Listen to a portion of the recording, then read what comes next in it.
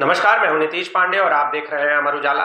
इन दिनों अनुज कनौजिया, जो कि अंतर्राज्यीय स्तर का अपराधी था और इसे एसटीएफ ने झारखंड में ढेर कर दिया। अनुज कनौजिया का आपराधिक इतिहास तो है ही, साथ में इसका एक प्रेम का इतिहास भी इन दिनों चर्चा में है।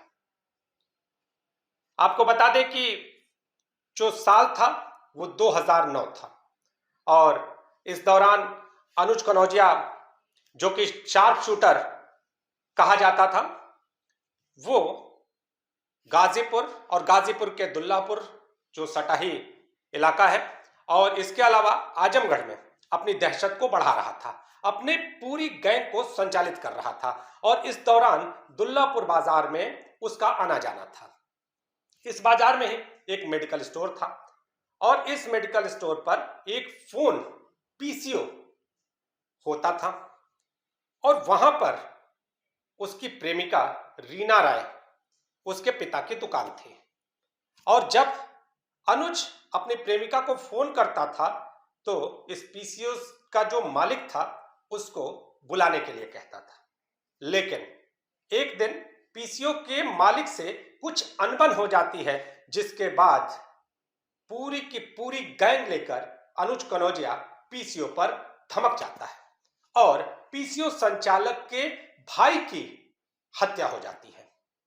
करना तो चाहता था पीसीओ संचालक की हत्या, लेकिन गलतफहमी में उसका भाई मारा जाता है। इन सब घटनाओं के बाद अगर बात करें तो अनुज कनौजिया की जो प्रेमिका है रीना राय और अन्य लोगों को पुलिस पकड़ के ले जाती है, गिरफ्तार करती है, उन्हें जेल भेज देती है।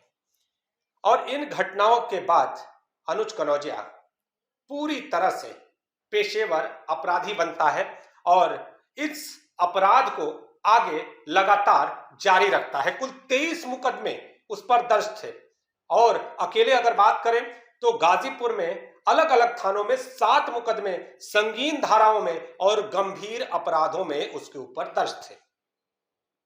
मुख्तार अंसारी गैंग का शार्प शूटर कहा जाता था। यह अपराधी दोनों हाथों से पिस्टल चलाने में माहिर था और अपराध को अंजाम देना इसका शौक था, ऐसा कहा जा रहा है।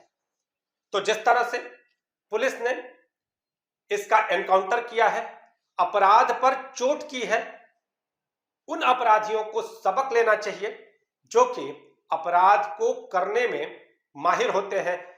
जब ऐसे अपराध करने वाले लोग जो कि अंतरराज्यीय स्तर के पूरे गैंग को संचालित करते हैं, ऐसे लोगों का हश्र यही होता है। एसटीएफ में जिस तरह से हलचल थी, जिस तरह से एसटीएफ अनुज कनौजिया जैसे अपराधियों को कहीं ना कहीं तलाश कर रही थी, अब सबके मन में यह सवाल है कि आखिर अनुज कनौजिया, जो कि एक गांव का रहने वाला युवा था, आखिर अपराधी कैसे बना।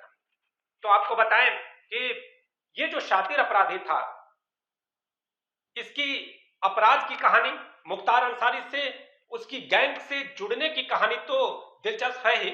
पहले इसके अपराध से जुड़ने की कहानी हम जान लें तो ये सब कुछ इसके बड़े भाई, अगर बात करें इसके अपने भाई से जुड़ता है।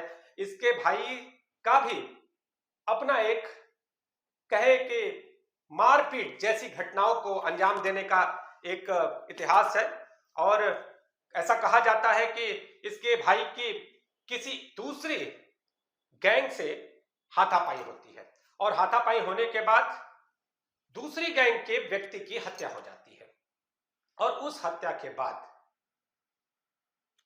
अनुज कनौजिया के भाई पर आरोप आता है, लगता है और फिर अनुज कनौजिया उसके बाद खुद को रंगबाज घोषित करने लगता है और इस रंगबाजी को आने वाले समय में, यानी जैसे जैसे समय बढ़ता है, वो हत्या, लूट और इसके साथ ही अन्य अपराधों में खुद को संलिप्त करके आगे बढ़ाता है। इस बीच में उसकी मुलाकात मुख्तार अंसारी से होती है। ऐसा कहा जा रहा है कि माफिया के इशारे पर भी इस अपराधी ने कई घटनाओं को, कई बड़ी घटनाओं को अंजाम दिया था।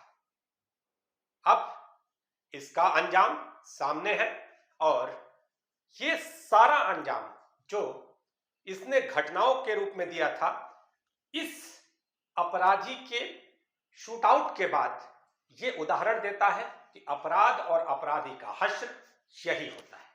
आप जुड़े रहिए अमर उजाला के साथ। अगर आप ये वीडियो YouTube पर देख रहे हैं तो हमारे चैनल को सब्सक्राइब करें और बेल आइकन को दबाना ना भूलें। अगर आप Facebook पर ये वीडियो देख रहे हैं तो हमारे पेज को लाइक करें।